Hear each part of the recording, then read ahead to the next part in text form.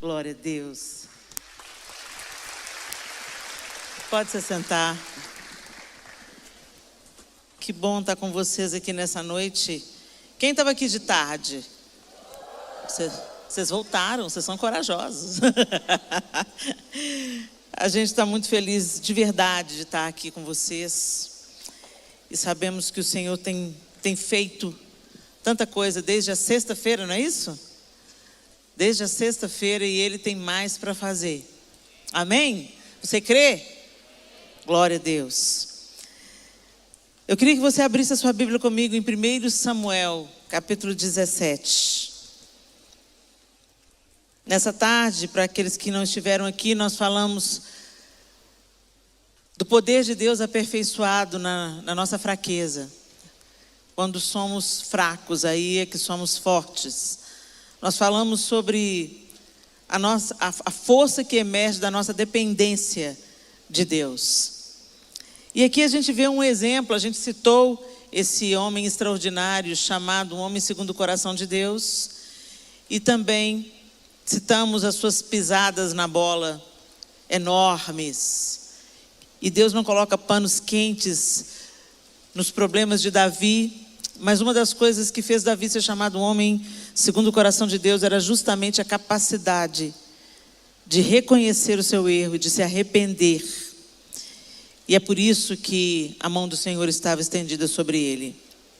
Em 1 Samuel, capítulo 17, a gente vê uma das histórias mais clássicas de Davi.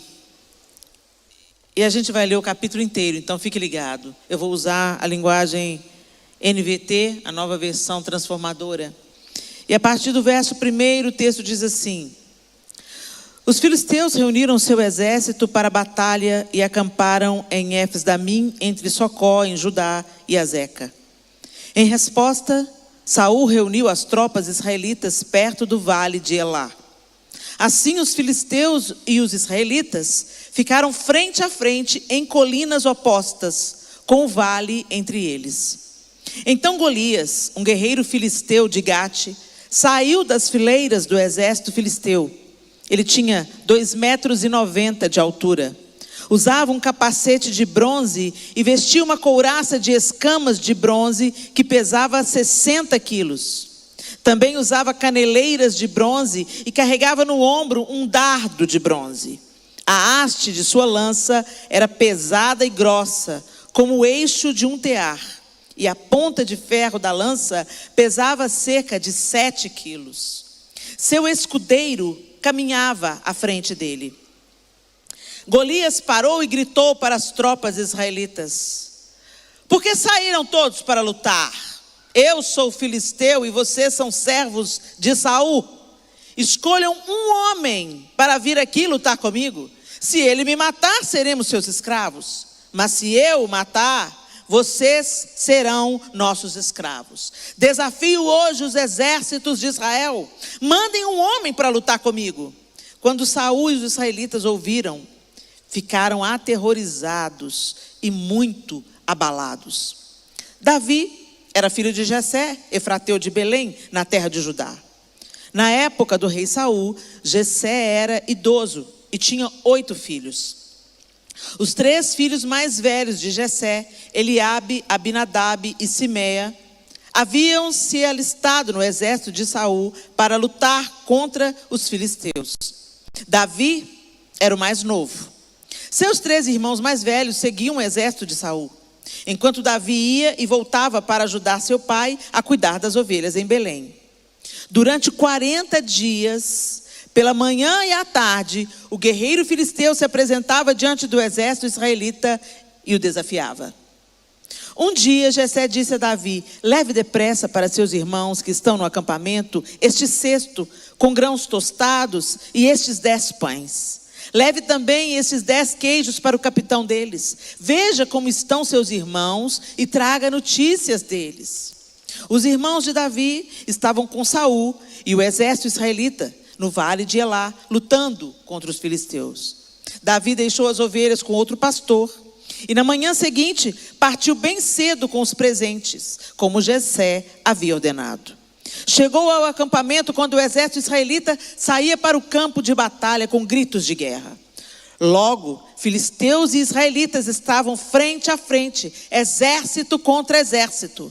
Davi deixou suas coisas com o responsável pelos suprimentos e correu até a frente de batalha para saudar seus irmãos. Enquanto falava com eles, Golias, o guerreiro filisteu de Gate, saiu das fileiras do exército filisteu. Davi o ouviu gritar seu desafio habitual. Quando os israelitas viram Golias, começaram a fugir apavorados. Vocês viram aquele homem? Perguntavam uns aos outros. Ele sai todos os dias para desafiar Israel. O rei ofereceu uma grande recompensa para quem o matar. Dará uma de suas filhas como esposa e isentará toda a família dele de pagar impostos. Então Davi perguntou aos soldados que estavam por perto: o que receberá o homem que matar este filisteu e acabar com suas provocações contra Israel? Afinal de contas, quem é esse filisteu incircunciso para desafiar os exércitos do Deus vivo? Os soldados repetiram o que tinham dito e confirmaram: sim, essa será a recompensa para quem o matar. Quando Eliabe, irmão mais velho de Davi, o ouviu falando com os soldados, ficou furioso e perguntou: o que você está fazendo aqui? Não devia estar tomando conta daquelas poucas ovelhas? Eu conheço a sua arrogância e suas más intenções. Você quer apenas ver a batalha. O que eu fiz agora? Disse Davi. Só fiz uma pergunta. Então foi até outros soldados, fez a mesma pergunta e recebeu a mesma resposta. Alguém contou ao rei Saul o que Davi havia dito e o rei mandou chamá-lo. Davi disse a Saul: ninguém se preocupe por causa desse filisteu. O seu servo vai lutar contra ele. Saul respondeu: você não conseguirá lutar contra esse filisteu e vencer. É apenas um rapaz e ele é guerreiro desde a juventude. Davi, porém, insistiu: eu tomo conta das ovelhas de meu pai. E quando um leão ou um urso aparece para levar um cordeiro do rebanho, eu vou atrás dele com meu cajado e tiro o cordeiro de sua boca. Se o animal me ataca, eu o seguro pela mandíbula e dou golpes nele com o cajado até ele morrer. Fiz isso com o leão e o urso e farei o mesmo com esse filisteu incircunciso, pois ele desafiou os exércitos do Deus vivo. E disse ainda: o Senhor que me livrou das garras do leão e do urso também me livrará desse filisteu. Por fim, Saul consentiu. Está bem, então vá. Disse: e que o Senhor esteja com você. Então Saul deu a Davi sua própria armadura, incluindo uma couraça e um capacete de bronze. Davi prendeu a espada sobre a armadura e tentou dar alguns passos, pois nunca tinha usado essas coisas. Eu não consigo andar com isso, pois não estou acostumado, disse a Saul, e tirou a armadura. Pegou 5 pedras lisas de um riacho e as colocou em uma bolsa de pastor, em sua bolsa de pastor. Armado apenas com seu cajado e sua funda, foi enfrentar o filisteu. Golias, com seu escudeiro à frente, caminhava em direção a Davi, rindo com desprezo do belo jovem ruivo. Gritou para Davi: por acaso sou um cão para que você venha a mim com um pedaço de pau? E amaldiçoou Davi em nome de seus deuses. Venha cá e darei sua carne às aves e aos animais selvagens, berrou Golias.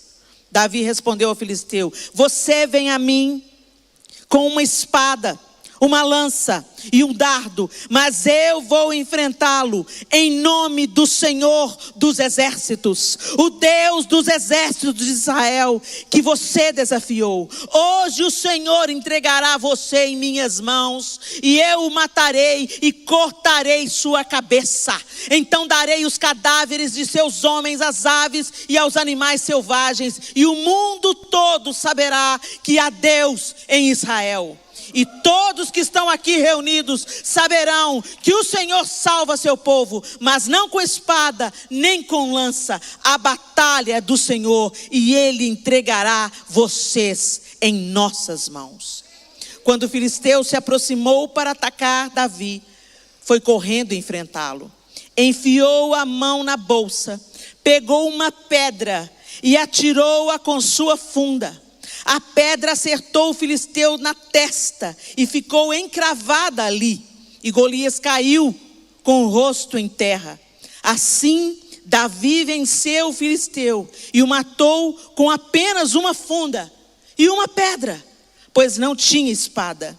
Em seguida, correu até o filisteu, puxou da bainha a espada dele e a usou para matá-lo e cortar-lhe a cabeça. Vamos até aí. Essa história é poderosa e ela está mais próxima da nossa vida do que a gente possa imaginar. Gente, o Senhor não permite que essas histórias, as tristes, as triunfantes, cheguem a nós apenas para encher as páginas da Bíblia. A Sagrada Escritura é inspirada pelo Espírito. A Bíblia foi escrita em cerca de 1500 anos por 40 autores diferentes. E elas têm uma mesma narrativa que aponta para a redenção do povo de Deus, que aponta para o Messias de Deus.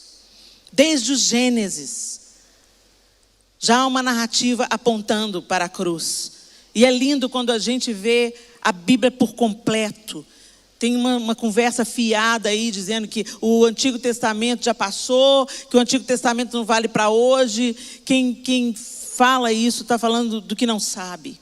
A palavra de Deus é única, é viva, é eficaz e todo o seu conteúdo é poderoso para nos libertar e para apontar para o Evangelho de Jesus Cristo, que nos salva e nos redime, nos levanta com um propósito até que Ele venha e todas as coisas sejam consertadas.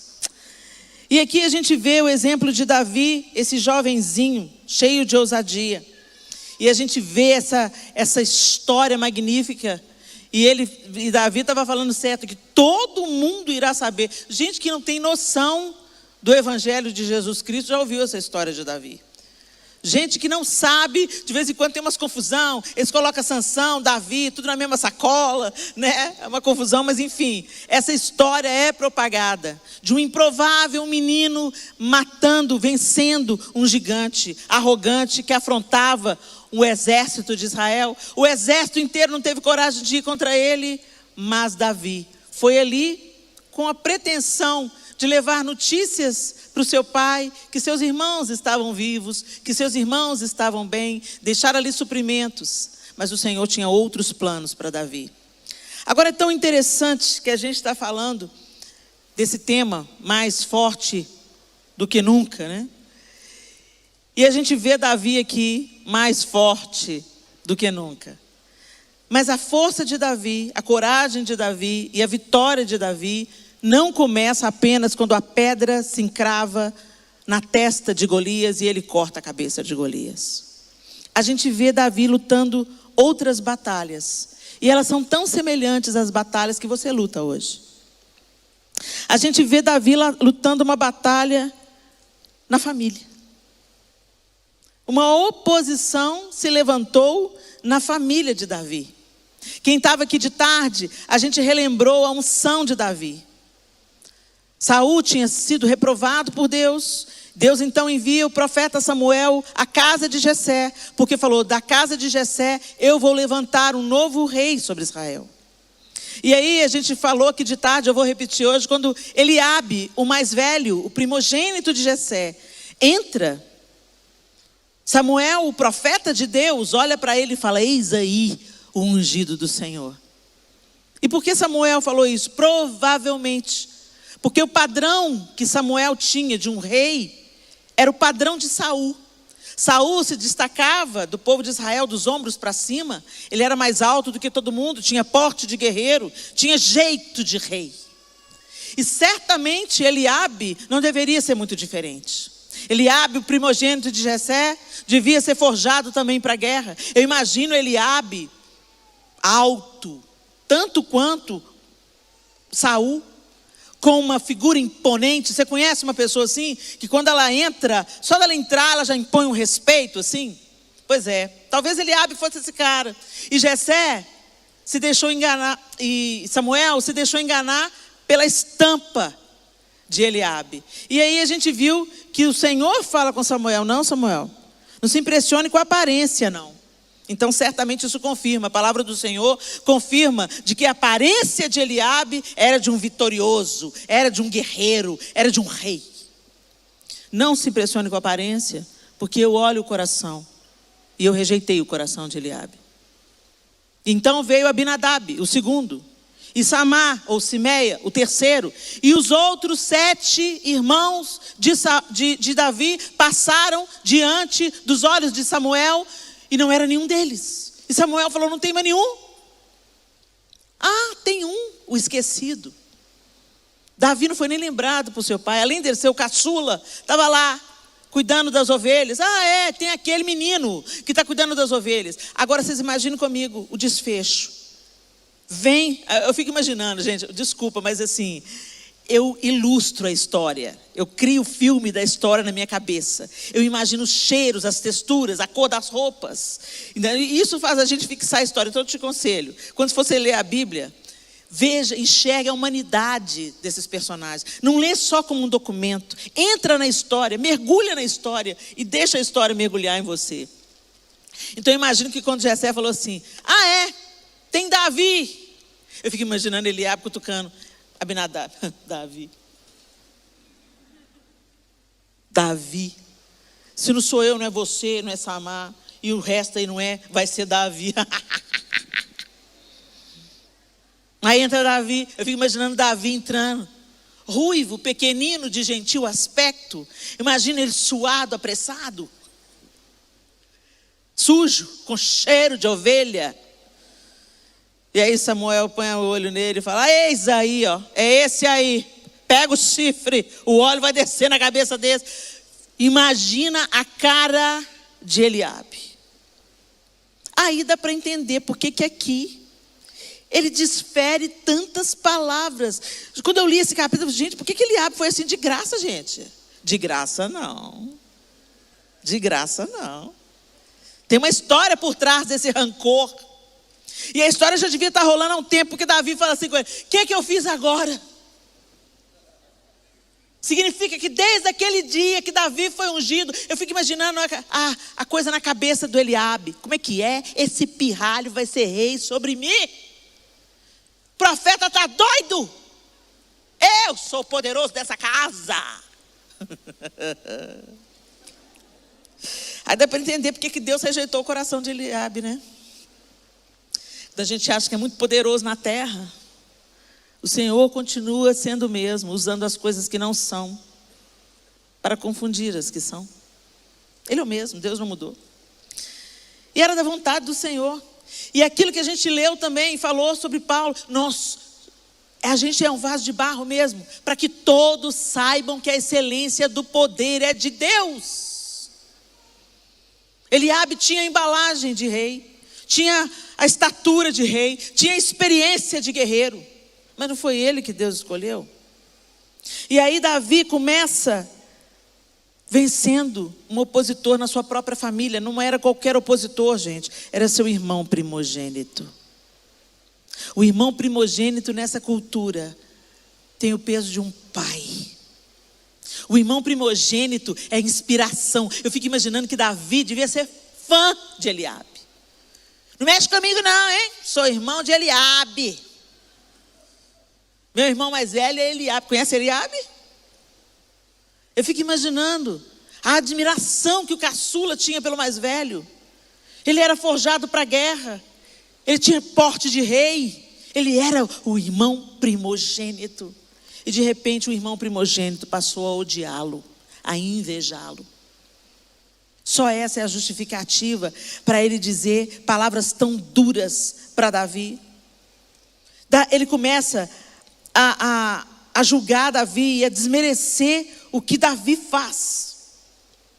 Ele começa falando para ele assim, no verso 28, quando Eliabe, irmão mais velho de Davi, o ouviu falando com os soldados, ficou furioso e perguntou, o que você está fazendo aqui?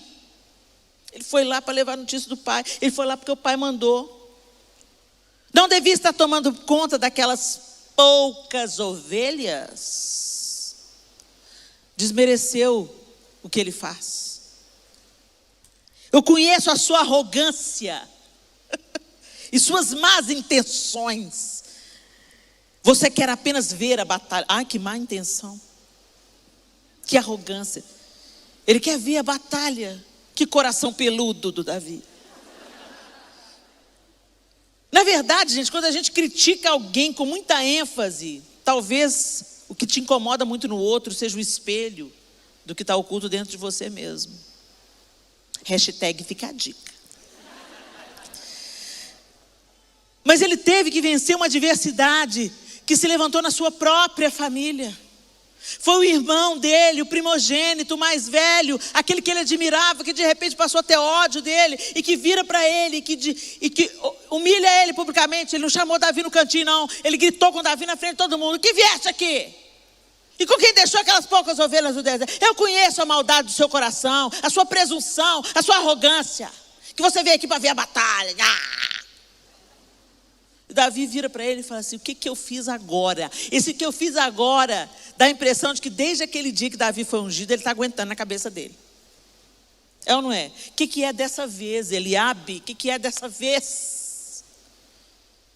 Mas ele não perde o seu foco. Ele continua focado no seu verdadeiro inimigo. E isso tem que acontecer na nossa casa. Muitas vezes quando eu falo essa palavra, o pessoal logo se coloca no lugar de Davi. Tem um Eliabe lá em casa, Helena. Ah, tem. Mas você já parou para pensar que você que pode ser o Eliabe? Você já parou para pensar que você pode estar lançando uma palavra maldita sobre o seu filho, sobre o seu pai, sobre a sua mãe, sobre o seu irmão, sobre a sua irmã? Que você pode estar desmerecendo o ofício do seu pai, da sua mãe, do seu marido, da sua esposa, do seu irmão, da sua irmã, do seu filho. Eliabe grita, rejeita, acusa. Será que você é o Eliabe da sua casa? Qual é o inimigo que está se erguendo na sua família? Eu quero que você entenda o seguinte: Eliabe estava ferido. Eliabe provavelmente estava com inveja. Eliabe estava com o coração peludo, como eu digo. Mas a nossa luta não é contra carne e sangue. Hoje nós temos essa clareza, que a nossa luta é contra principados e potestades. As pessoas se tornam instrumentos de feridas. Elas são manipuladas pelas trevas de acordo com a sua própria vulnerabilidade e de acordo com as suas próprias feridas. E elas se tornam um alvo fácil para serem ainda mais feridas e se tornarem também um instrumento para fazer feridas nas outras pessoas.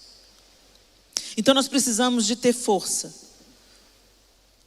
sermos fortes para vencer o inimigo que se ergue dentro da nossa casa, dentro dos nossos relacionamentos interpessoais, dos nossos relacionamentos mais próximos, porque como diz a Bíblia, os inimigos do homem são da sua própria casa. Para os de fora a gente coloca a máscara social e a gente é bonzinho e a gente fala: a paz do Senhor. Você está atravessado com ele, finge demência, mas você está com raiva e leva a raiva para casa para ficar socialmente aceito. Você evita a pessoa, mas como você vai evitar quem mora perto de você? Quem mora dentro da mesma casa? Quem é parente de sangue? Uma hora você vai ter que ir na festa de Natal. E aí fica aquele desconforto e o diabo vai ganhando espaço. Davi não começou vencendo Golias. Davi começou vencendo a sua batalha familiar. E é aí que a gente precisa começar a ser forte. Nós estamos fortes como nunca. E os seus relacionamentos estão fortes como nunca. O seu amor, o perdão, a compaixão, ela está tendo espaço dentro de casa. Gente, se a gente é uma bênção dentro de casa, a gente vai ser uma bênção em qualquer lugar. Agora, se a gente é o cão chupando manga dentro de casa, não acredite você que você vai ser uma bênção fora de casa, não. Fora de casa vai ser uma farsa. Uma mentira. E eu não estou falando, gente, que ser uma bênção dentro de casa é aleluia, venham para o jantar. Não. Vamos falar em salmos, hinos e cânticos espirituais. Não, gente. Uma família saudável não é a família de margarina, não. Lá, lá, lá, lá, lá. Sabe, propaganda da Branca de Neve. Não, gente. Uma família de verdade, ela é desafiadora. Porque são várias pessoas com personalidades diferentes. Eu tenho 4 filhos. Os 4 foram educados do mesmo jeito. Os 4 são o mesmo filho, do mesmo pai, da mesma mãe. Estudaram na mesma escola. Frequentaram a mesma igreja. Tiveram praticamente as mesmas oportunidades. Mas cada um é de um jeito. Vamos pegar um exemplo? Caim e Abel. O que deu? Filho de Adão, filho da Eva, cresceram ali no mesmo ambiente. Deu morte. Então, eu quero que você saiba o seguinte: a família sempre é o alvo do adversário. Por isso que família feliz, gente, não brota, não. Família feliz é uma construção. É abrir mão, é perdoar e pedir perdão, é acolher o outro. É acolher, mesmo quando o outro não tem capacidade de corresponder ou não tem maturidade para isso. Então a gente precisa de pedir a graça de Deus, depender do Senhor, mais uma vez eu volto com essa palavra, depender do Senhor para os nossos relacionamentos interpessoais. Senhor, eu estou com uma vontade de dar uma voadora na cara dela. Mas vem aqui, Jesus, põe as 2 mãos em mim, Senhor. Me melhora como gente, Jesus. Resolva os problemas. Vença o inimigo. Coloca o foco no seu inimigo verdadeiro, que é Satanás. É ele que veio para matar, roubar, destruir. Ele quer plantar dentro da sua casa. Ele quer destruir a sua casa. Ele é um mentiroso, ele é o pai da mentira. Ele veio para enganar. Não seja ingênuo. Quando começa aquela discussão política, gente, vamos parar de discutir política dentro de casa? Um não vai mudar a cabeça do outro, concorda? Lá em casa fica metade de direita, metade de esquerda. Vamos calar a boca. Vamos calar a boca porque Jesus é o centro radical de todas as coisas. Vamos nos ater ao que nos une. Ninguém vai mudar a ideia do outro. E cada um arque com a responsabilidade do seu voto. E tenho dito. Mas vamos parar com essa palhaçada de brigar. O amor de Cristo nos une. O amor de Cristo é mais importante. A cruz é mais importante. E governante nenhum vai resolver a parada. Hashtag fica a dica. A gente vai trabalhar, a gente vai fazer o certo, a gente vai votar com consciência, porque a gente é cidadão. Agora, quem vai resolver a parada dessa bagaça é Jesus Cristo. Ele volta e coloca tudo em ordem. Até lá, é a igreja vivendo sob esse reino é que coloca a ordem na parada. Se o meu povo, que se chama pelo meu nome, se humilhar e orar e me buscar e se converter dos seus maus caminhos, eu ouvirei do céu, perdoarei os seus pecados, sararei a sua terra. O nosso Brasil é o reflexo da igreja. Então, boca no pó. Bora. Campanha, boca no pó. Vença o inimigo dentro da sua casa. Não dê oportunidade para ele. Construa memórias. Orem juntos. Perdoem e peçam perdão. Interrompam o trabalho e a estratégia do inferno na sua casa. Davi simplesmente falou: o que eu fiz agora? Davi podia ter ficado ali argumentando. Ô Eliabe, deixa eu te falar, você é um invejoso, você é um invejoso, rapaz. Pensar que eu perdi meu tempo te admirando, cara. Tomara que você morra aí nessa batalha. Não, ele falou: o que eu fiz agora, Eliabe? Como é que é mesmo? O que é para fazer? O que o rei vai dar? Ele voltou para o foco. O problema de Davi não era Eliabe. E do coração do homem é o Senhor que trata. Então você tem aquela pessoa difícil na família. Ama e ora. Ora e ama. Abraça, beija. Você está pedindo demais, Helena. Não estou pedindo demais, não. Deus deu o filho dele para morrer por você. Então vai lá e mata o seu ego. E dê o passo. Se você quer colher amor, planta amor. E se não voltar na mesma via, vai voltar de outro jeito. Mas o que depender de você, tenha paz com todos os homens. E que isso comece dentro da sua casa. Vença o inimigo. Vira para quem está do seu lado e fala assim: você é forte para vencer o inimigo dentro da sua casa.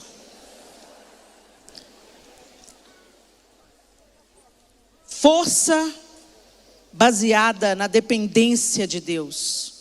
Olha que interessante. Depois que Davi enfrenta Eliabe, ele enfrenta a descrença de Saul. Saul olha para ele e fala assim: mas você não pode lutar. Você é um menino ainda, e ele é um guerreiro experiente. Isso para não dizer, você é um pirralho pequeno, desarmado. Olha para o cara, eu descrevi aqui, gente, a altura de Golias, como é que ele estava armado, e ainda tinha um escudeiro na frente dele. Ou seja, para chegar em Golias, Davi ia ter que pegar o escudeiro. Aí, o que acontece? Davi apresenta para Saul um testemunho. Um testemunho de relacionamento e dependência de Deus. O que ele fala? Sabe o que é, rei? Deixa eu te falar. Tomo conta das ovelhas de meu pai. E quando um leão ou um urso aparece para levar um cordeiro do rebanho, eu vou atrás dele com meu cajado e tiro o cordeiro de sua boca. Se o animal me ataca, eu o seguro pela mandíbula e dou golpes nele com o cajado até ele morrer. Quando você pensa aí, você fala assim: ei, Davi, hein? Truco. Como é que você mata um urso e um leão com as suas mãozinhas e seu cajadinho, meu filho? Só que ele completa.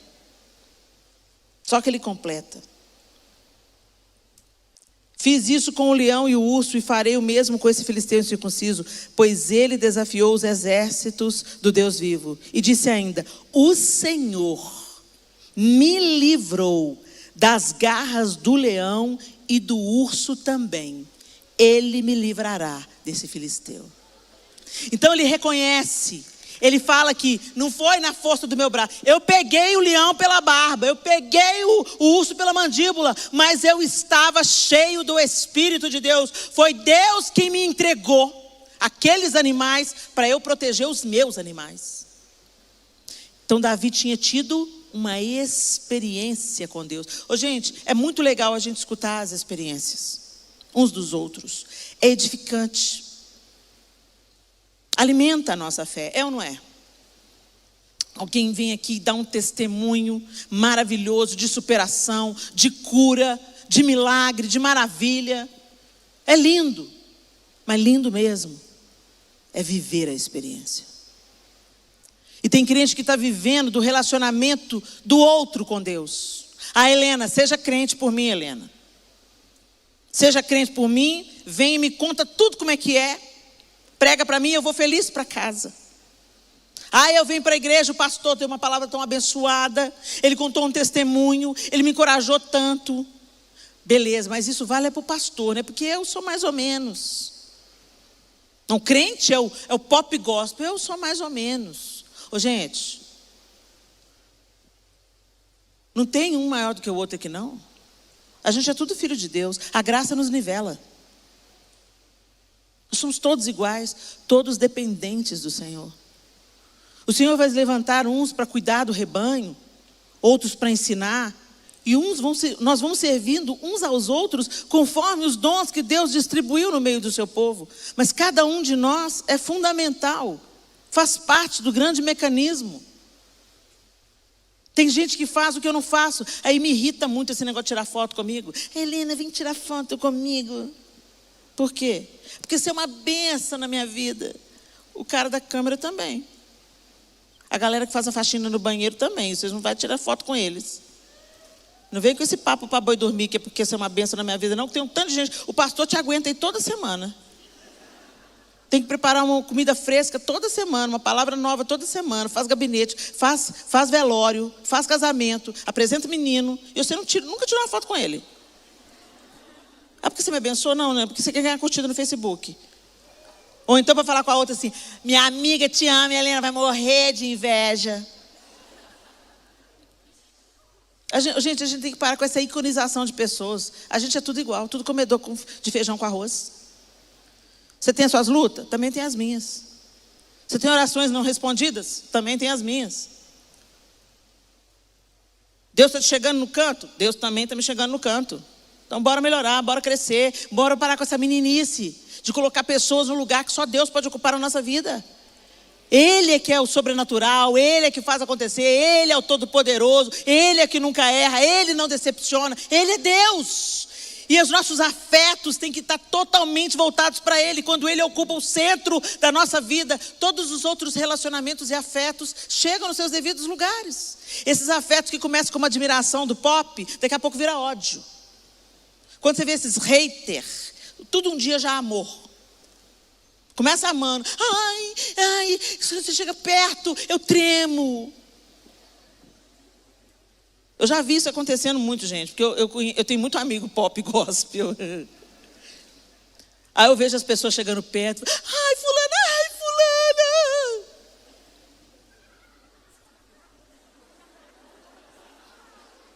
Não me faz te pegar nojo. Aí depois a fulana está com a dor nas costas, está com o ovo atravessado, está num dia mal, não quer tirar a foto. Meu mundo caiu. Aí o amor virou ódio. Isso nunca foi amor. Isso é um afeto distorcido, doente, é uma idolatria.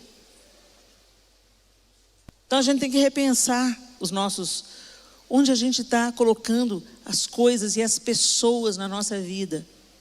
E nós precisamos entender que nós, como cristãos, temos uma responsabilidade. Para de esperar que o outro seja crente por você, seja. Tem gente que senta lá atrás na igreja, aí entra o visitante. Aí ninguém chega perto, uma igreja desse tamanho, ninguém viu o visitante, mas você viu. Chega o visitante, entrou, ninguém cumprimentou, ninguém falou com ele, saiu. No domingo que vem, entrou o visitante de novo, saiu. Aí você fica escandalizado. Fala assim, nossa, nessa igreja, gente, que absurdo essa igreja. O visitante é o terceiro domingo que entra e sai, ninguém vem, ninguém cumprimenta, ninguém dá parte do Senhor, ninguém fala seja bem-vindo. Você viu? Vi. Não fez nada. Não. E a culpa é da igreja. A culpa é sua. Tem responsabilidade. Gente, nós somos igreja. A igreja é um organismo vivo. Não são essas paredes. A igreja não é apenas a sua liderança. Cada um de nós tem uma responsabilidade no corpo de Cristo. Se eu vejo um problema e aquilo me incomoda, Deus está te convocando para tomar o seu lugar na trincheira. Entra você na trincheira e para de jogar a responsabilidade para o outro. Ah, os irmãos ricos tinham que ajudar. Tem aquele papo. Eu sempre coloco no meu Instagram um incentivo de vamos ajudar tal obra e tal frente de batalha. Tem o pastor Rica lá na Cracolândia, tem a Jéssica Delinos lá no Níger cuidando das crianças de desnutrição, tem a casa de Marimata que é de Mel Williams, cuida no Rio de Janeiro. Um tanto de obra já estabelecida que a gente pode ser participante ajudando. Aí de vez em quando tem umas emergências, eu convoco o povo. Pois é. Por que você não faz o convite para os seus amigos gospel rico? Porque Jesus nunca precisou da riqueza de ninguém. Ele se alegrou com a oferta da viúva. Foi isso que impressionou Jesus. Ela deu o que ela tinha. E a gente fica esperando. O rico vai fazer alguma coisa. Se o rico tiver que fazer uma coisa, Deus toca no coração dele. Não é você que vai tocar. Para de vigiar a fortuna do outro e faça você a sua parte. Seja você a resposta. Seja você a solução. E a gente vive nesse negócio, vivendo da experiência do outro, esperando que o outro seja crente, esperando que o outro doe, esperando que o outro seja compassivo, esperando que alguém faça o que é para você fazer. Busque a sua experiência, a sua vivência com Deus. Cave até a água jorrar. Entra no teu quarto, fecha a tua porta e fala: Deus, eu quero te conhecer. Eu não quero ser só o cara que lê a Bíblia, vai lá na igreja domingo, levanta as mãos, dá o dízimo e a oferta, ufa, cumpri minha obrigação. Eu quero ter um relacionamento com o Senhor. Eu quero identificar a sua voz no meio de tantas outras vozes que eu tenho dentro da minha cabeça. Eu quero saber quando é o Senhor que está falando comigo. Me ajuda, Senhor. E, gente, intimidade se cultiva. Se cultiva. Tem 31 anos que eu sou casada com o João. Esse ano faz 32. A gente fala frases inteiras juntos. Os nossos filhos ficam rindo e falando assim: meu Deus, a gente nunca vai conseguir isso. Vocês ensaiaram. A gente suspira junto. Esses dias a gente estava andando no aeroporto juntos e o que foi que a gente falou, meu bem? Você não lembra? A gente falou uma coisa muito improvável. Tipo assim: ah, que legal. Uma coisa assim, uma coisa muito improvável. Não estava tendo uma conversa. Os dois suspiram junto e falam uma coisa junto. Nós olhamos para o outro e desatamos a rir. Mas não brotou. Não foi um... hã? Da mão? A gente pegou na mão um do outro e a gente falou: ah, pegar na sua mão é tão bom. Foi isso, não foi? A gente falou essa frase, Ju. Ah, pegar na sua mão é tão bom. Ai, Helena, que romântico, que Hollywood. Não é Hollywood coisa nenhuma. Hollywood não é o padrão para nada. O padrão é Cristo. Cristo e a igreja. A noiva e Jesus. Intimidade espiritual, emocional. Serão os dois uma só carne. Isso é construído. É ficar firme no dia da tempestade. É nutrir o amor para que no dia que estiver fraquinho, ele se recupere da doença. É isso que acontece nos relacionamentos. E não é diferente com o nosso relacionamento com Deus. Deus quer ter intimidade com você. Para você andar na mesma frequência que Ele anda. Para você pulsar na mesma frequência. E, gente, nós precisamos de arrumar isso logo. Porque é questão de sobrevivência daqui para frente. Nós precisamos estar na mesma frequência que o Espírito de Deus está. Nós precisamos ser dirigidos pelo Espírito. Nós precisamos discernir a voz de Deus. Nós precisamos andar no Espírito. E aí não vai valer a experiência do outro, não.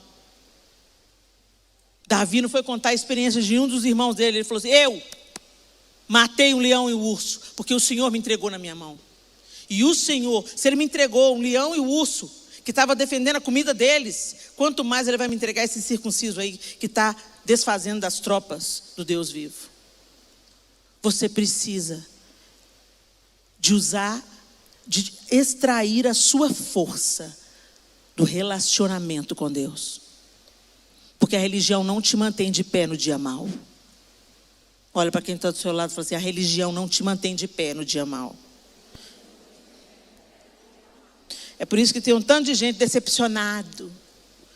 Estou decepcionado com a igreja. Por quê? A igreja é o lugar dos picaretas se encontrar. Fala, aqueles que têm consciência do seu próprio pecado, da sua própria limitação. Quem é crente reconhece o seu estado lastimável e a sua dependência de Deus. E que está em processo de transformação e de santificação. É um hospital, gente. Uns aqui estão com câncer terminal, outros com uma unha encravada. Mas todo mundo precisando de tratamento. E o Senhor é o remédio. E Ele deixou bem claro: eu não vim para os santinhos, Eu vim para os doentes. Ou seja, né, gente, para todo mundo. Só que os fariseus se achavam. Eles se achavam. E esse é o problema que está ocorrendo nas nossas igrejas.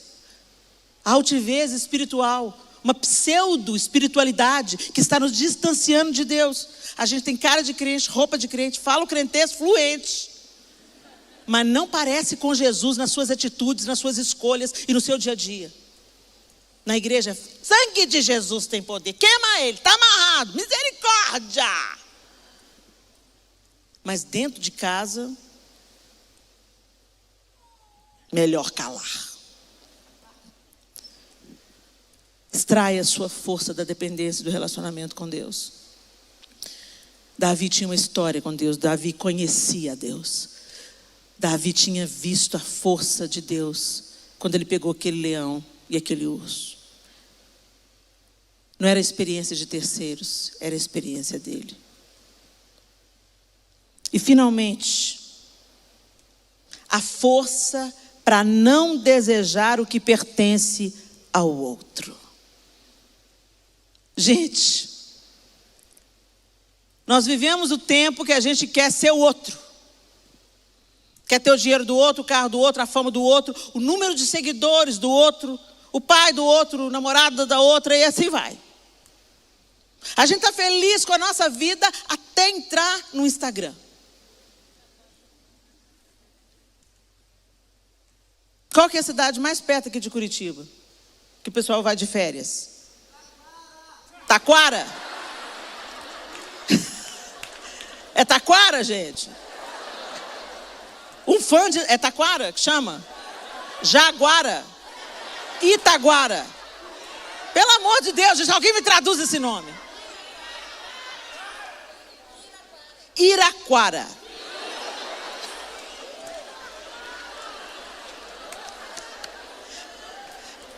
Tá vendo qual que é o poder de muitas vozes? Entendeu? Porque você tem que ouvir uma só, identificar de Deus, tá vendo? Muitas vozes, você mistura tudo. Alguém se erga e sozinho fale. Piraquara.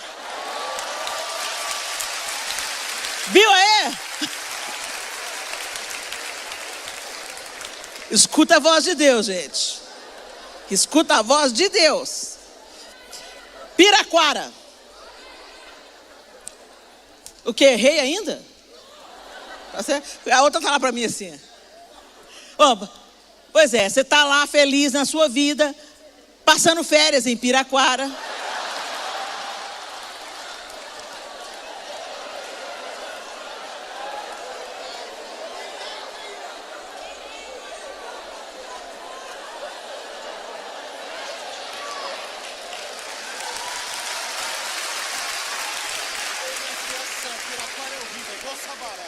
Pois é isso, é isso. Não, é isso mesmo, é Piraquara mesmo. É esse exemplo. Pois é, gente. Você está lá passando férias em Piraquara. Você sabe do que eu estou falando. Eu não sei, mas você sabe. E aí, você abre o Instagram. E sua amiga está em Paris. Entendeu? Te sobe um ódio. E você começa a questionar até a terceira geração. O que ela está fazendo em Paris? Nossa, está com dinheiro, hein? O marido dela deve estar roubando. E você começa no seu coração e na sua mente questionar o sucesso da sua amiga. Porque você está em Piraquara e ela está em Paris.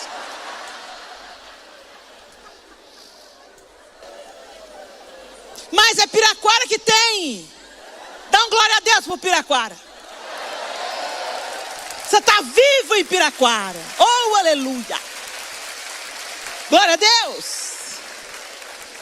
Pois é, gente, eu conheço um casal que ele levou ela para Paris para terminar o casamento. Entendeu? Andou, passeou, tirou foto. Depois no último dia, então, querido, te trouxe aqui porque o casamento não está dando mais. Eu queria terminar em grande estilo.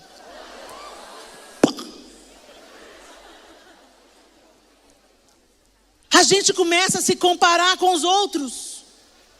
Ah, mas como é que eu vou pregar, gente? Eu vou pregar, como que eu vou pregar? Vocês já viram o Hernandes Dias Lopes pregando? Já viu? Helena Raquel parece que comeu a Bíblia. Ela tira umas histórias que eu falei, meu Deus, de onde? Edmeia Williams. Ela tira pregação de genealogia.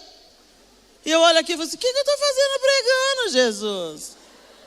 Com os meus coração peludo. Deus tem senso de humor. E vai te usar aí do jeito que você é mesmo. Não é a sua grandeza. Não é o vaso de barro. É o que ele coloca dentro. Então para de se comparar. Saul, o que Saul pensou? Vou dar minha armadura para Davi. Põe aí a armadura. Davi conseguiu andar com aquela armadura, gente. Por quê? Porque não era dele. Não era o número dele. Não era o tamanho dele. Não era a especialidade dele. Davi não sabia nada sobre lança, escudo, armadura, capacete. Ele não sabia, era de pedra e funda. E cajado. E cá entre nós, se ele estivesse adaptado na armadura de Saul, ele teria que primeiro derrubar quem? O escudeiro. E depois ele ia ter que reunir o resto da energia para lutar com Saul. Com Golias. Aí você imagina. Golias gritando lá os intempéries dele. E Davi já pensando, essa aqui, analisando o tamanho da pedra. Essa aqui é melhor. Sei. Pois é, você vem contra mim com lança, com espada e com fogo. Eu vou contra você em nome do Senhor dos exércitos. Aí o escudeiro.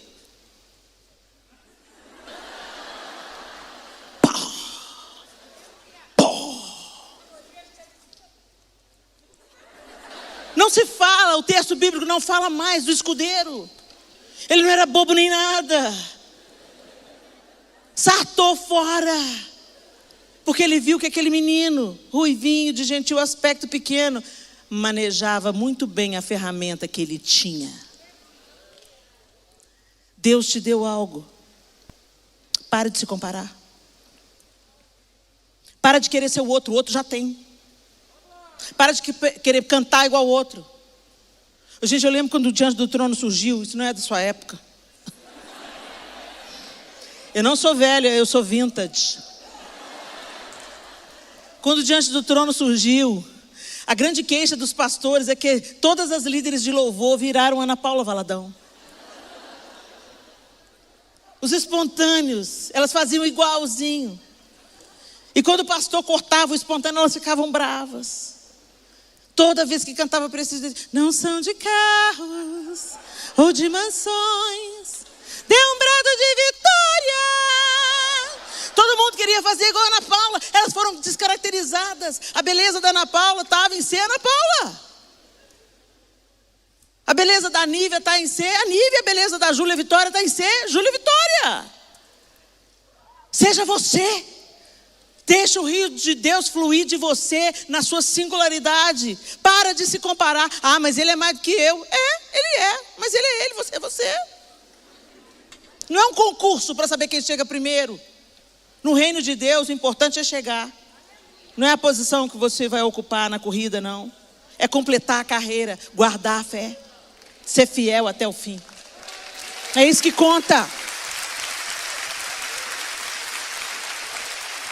Esse negócio de comparação nasceu no coração de Lúcifer. Já tinha tudo, de repente desejou ter mais. Já era grande, de repente desejou ser como Deus. A comparação e a competitividade nasceu nele. Jesus, em contrapartida, sendo tudo, se fez nada, se esvaziou e encarnou. Não entra no modelo de Satanás, porque isso está te atrasando. Isso está te enfraquecendo. Às vezes você começa a fluir naquilo que Deus deu você para fazer. Aí você abre o Instagram. Ô gente, se teu Instagram está te fazendo mal, eu vou orar para Deus queimar seu celular. Né, gente? Para de assistir, para de ver a vida do outro, se está te fazendo mal. Vai lá, pede a Deus para arrancar a inveja do seu coração. É inveja. Sabe aquele ranço que você tem daquela pessoa que você nunca sentou para conversar? É inveja. Você fala assim, ranço. Inveja. Eu sei do que eu estou falando porque eu já fui invejosa morta. É a insatisfação porque o outro está brilhando. É a insatisfação porque Deus está abençoando o outro financeiramente. É a insatisfação porque o outro está tirando férias em Paris e você está em... Entenderam? Para de se comparar. Seja grato. Seja feliz pela vida que você tem. Você está vivo aí, ó. Se alegre com as pequenas coisas. Tem gente que você vê sorrindo no Instagram, você não sabe o que carrega, o que está por trás dos sorrisos e das viagens. Às vezes um vazio tão enorme. E às vezes não, às vezes a vida dele é boa mesmo, é feliz mesmo. Glória a Deus. Né? Glória a Deus, vamos alegrar com os que se alegram. Que é isso que a Bíblia manda a gente fazer. Vamos nos alegrar. É mais fácil você chorar com quem chora do que se alegrar com quem se alegra. E o dia que você conseguir se alegrar com a vitória dos seus irmãos, com a prosperidade dos seus irmãos, você pode ter certeza que você está ficando mais parecido com Jesus. E é para isso que a gente está caminhando, gente. Não tolere a sua inveja. É pecado. Confesse diante de Deus e fala assim, eu não aceito ficar assim. Eu estou abençoando fulano. Eu estou agradecendo ao Senhor pela vida do fulano. Meu coração está peludo. Tosa ele, Jesus. Então perceba, gente. Davi venceu Golias, sim. E ele foi revestido de poder e de força da parte de Deus para conseguir essa grande vitória. Essa vitória triunfante, célebre, famosa, notória. Mas foram as pequenas vitórias que fez Davi receber essa autoridade da parte de Deus. Ele venceu o inimigo dentro da sua própria casa.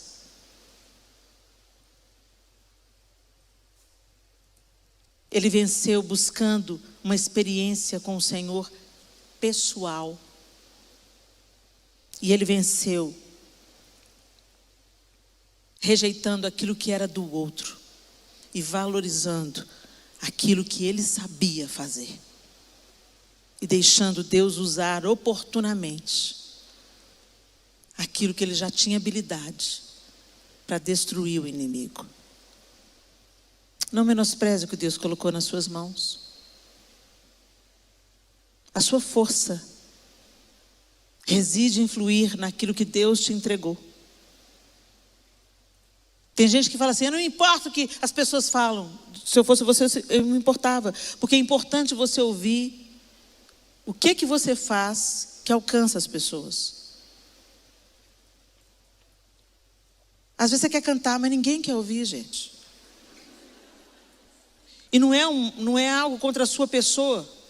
Não é pessoal. É musical.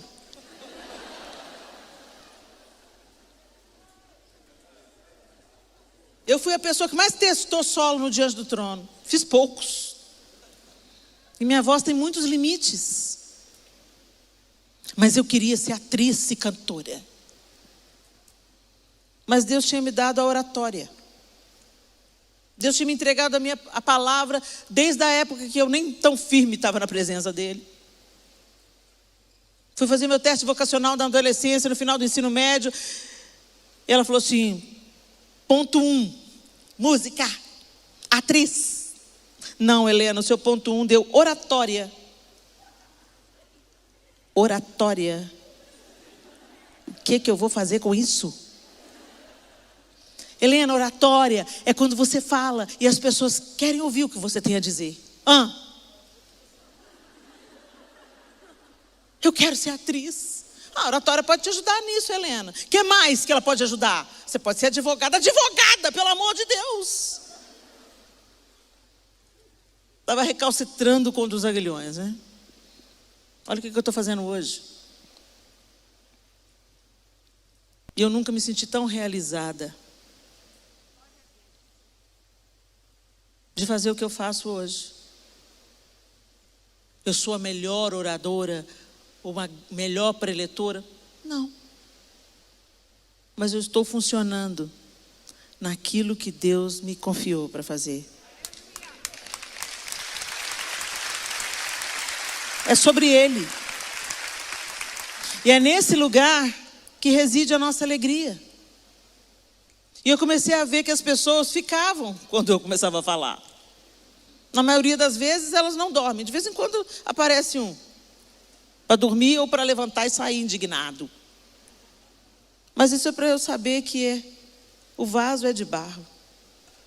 A excelência do poder é de Deus.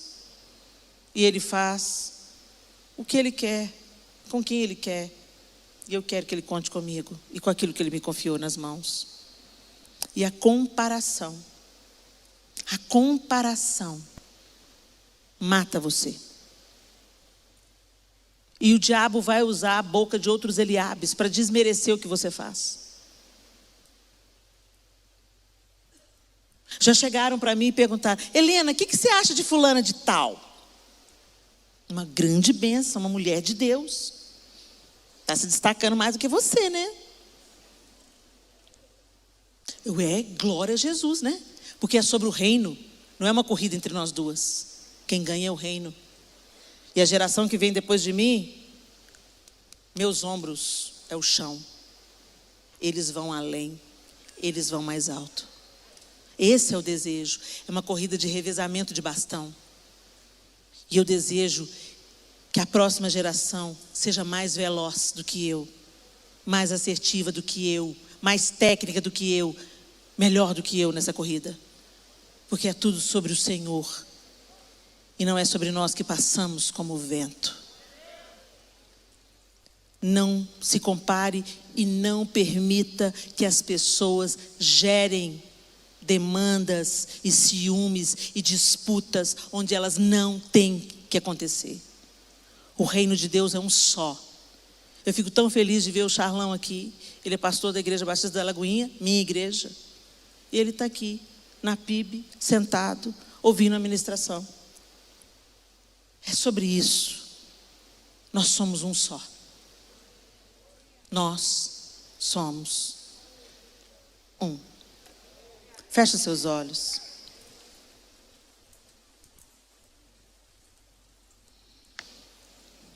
Talvez como Davi você esteja na primeira fase da batalha, enfrentando os seus problemas dentro de casa. Os relacionamentos estão difíceis. O casamento está desafiador. Um filho que tomou um caminho tão ao contrário do que você ensinou.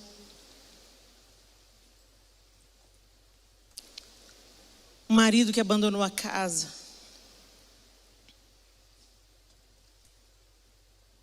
Tantas dificuldades se apresentam dentro do ambiente familiar.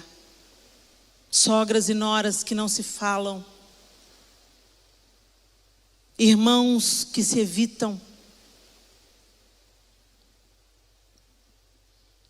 Esse não é o propósito de Deus. As famílias não são perfeitas, mas elas podem ser saudáveis. Pode haver perdão, pode haver recomeço. Pode haver cura. Discirna o seu verdadeiro inimigo. Às vezes o seu verdadeiro inimigo é o orgulho. Não, mas foi ele que errou primeiro. Não, é ele que tem que pedir perdão. Não é ela que é a culpada. O divórcio foi instituído por causa da dureza do coração do homem. Casamentos são destruídos pelo orgulho. Filhos são feridos pelo orgulho. Pais são desonrados pelo orgulho. Honra o teu pai e a tua mãe. Não irritem seus filhos. Maridos, cuidem das suas esposas como Cristo cuida da igreja. Esposas, respeitem seus maridos como a igreja se submete a Cristo. Discirna e vença o seu inimigo. O orgulho, o ressentimento, a disputa por poder, a raiva, a amargura, desconfiança, traição. Chame o Senhor para a sua família. Que os Eliabes sejam calados e que você não seja um Eliabe dentro da sua casa.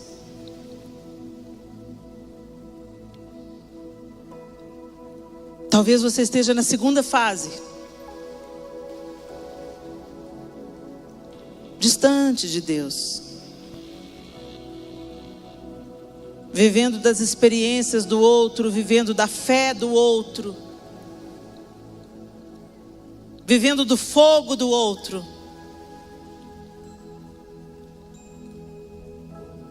Seu relacionamento com Deus só acontece aqui na igreja, no coletivo. O relacionamento mesmo acontece na intimidade. Deus quer ter intimidade com você. Intimidade. Ele quer falar coisas pessoalmente. Quer te corrigir, quer te exortar.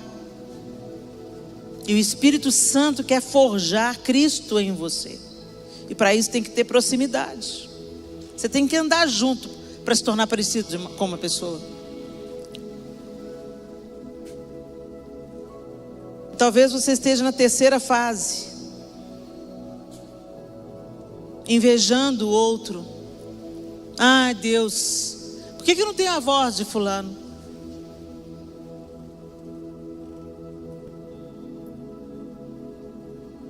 Por que eu não falo como ciclano? Por que eu não sei ensinar como aquele mestre? Por que eu sou tímido? Pare de olhar para aquilo que você não tem e olhe para aquilo que você já tem. Não despreze as sementes que Deus te confiou.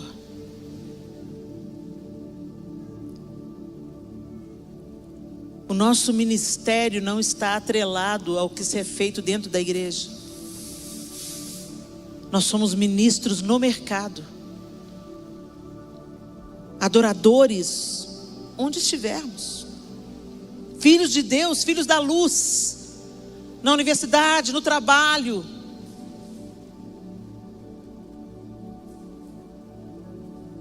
Nós precisamos entender que o nosso papel de fazer discípulos se dá na seara. Aqui dentro da igreja, a gente se cuida, se reabastece, se fortalece mutuamente para florescer e frutificar por onde a gente passar.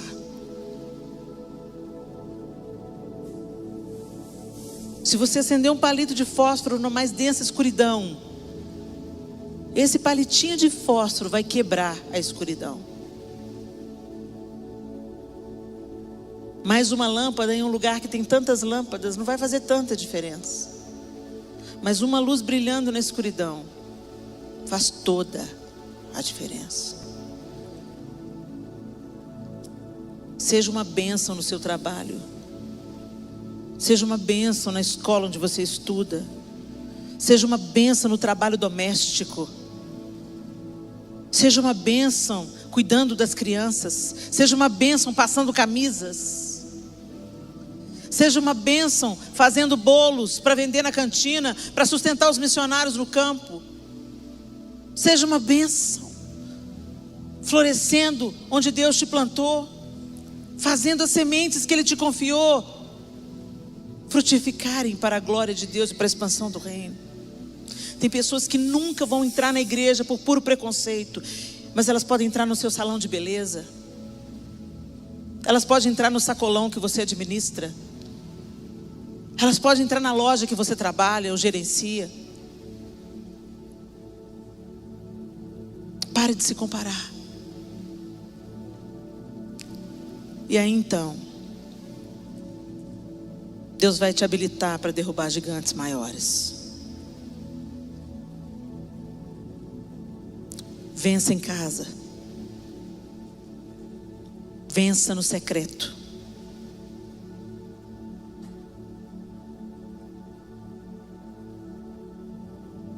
E vença com aquilo que Deus te deu, sem cobiçar o que Ele deu para o outro, sem se comparar, nem como superior, nem como inferior.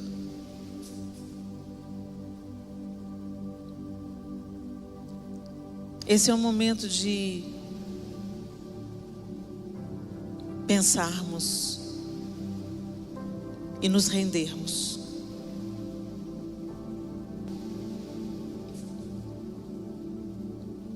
Talvez você descobriu que você está sendo vencido na arena familiar. Ou que você está sendo vencido no seu relacionamento com Deus. Você não tem um relacionamento com Deus. Você está na superfície da religião. Ou talvez você tenha sido destruído pela comparação. Você olha para o que você tem e fala: eu não sou nada, eu não tenho nada, eu não posso nada. Se eu tivesse o que o fulano tem, se eu tivesse o dom do ciclano. Eu não sei em que parte da batalha que você está, mas eu queria te chamar ao altar. Eu acredito nos marcos da nossa vida, onde a gente deixa os nossos fardos aos pés do Senhor e publicamente a gente diz: eu quero mudança, eu quero começar de novo. Eu não sei qual a área que você está enfrentando dificuldade. Talvez você esteja em uma área, talvez você esteja em todas as áreas, mas não cabe a mim saber. Quem tem que saber é quem resolve, o Senhor. E eu queria te dar uma oportunidade de vir ao altar e dizer ao Senhor: Senhor, me perdoa, que eu tenho me deixado distrair. Eu perdi o foco. Eu deixei as palavras de Eliabe me paralisarem. Eu desmereço o que eu tenho nas mãos. Mas eu não quero mais que seja assim. Eu quero vencer gigantes.